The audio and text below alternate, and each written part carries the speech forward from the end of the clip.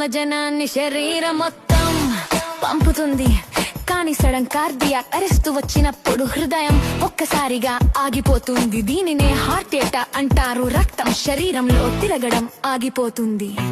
అప్పుడు కొన్ని నిమిషాల్లోనే మెదడు మరియు ముఖ్యమైన అవయవాలు చనిపోవడం ప్రారంభమవుతుంది. అలాంటి సమయంలో సిపిఆర్ ఛాతీపై నొక్కడం మాత్రమే మనిషిని కాపాడగలదు.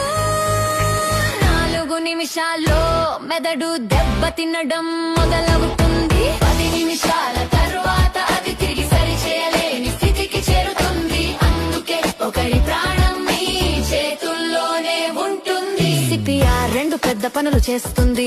ఒకటి, మీరు నొక్కినప్పుడు రక్తం మెదడుకు చేరుతుంది. దీని వల్ల మెదడు బ్రతికే అవకాశం ఉంటుంది. 2, రక్తం హృదయానికి కూడా చేరుతుంది. దాంతో షాక్ ఇస్తే హృదయం మళ్ళీ పని చేసే అవకాశం ఉంటుంది.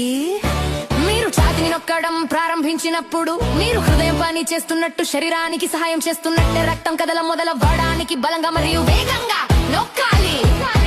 కనీసం 2 ఇంచుల లోతు వరకు నొక్కాలి.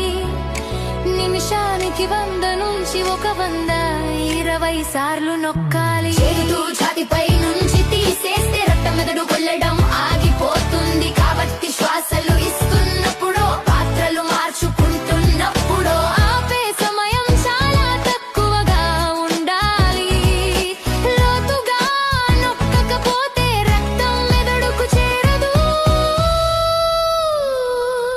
వేగం తక్కువగా నొక్కితే రక్త ప్రసరణ తగ్గిపోతుంది. అతి వేగంగా నొక్కితే హృదయం రక్తాన్ని తిరిగి నింపుకోలేడు.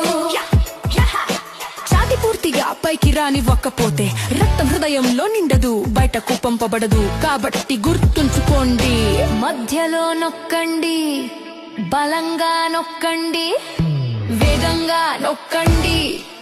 ఎముకలు విరిగిన పెద్ద సమస్య కాదు.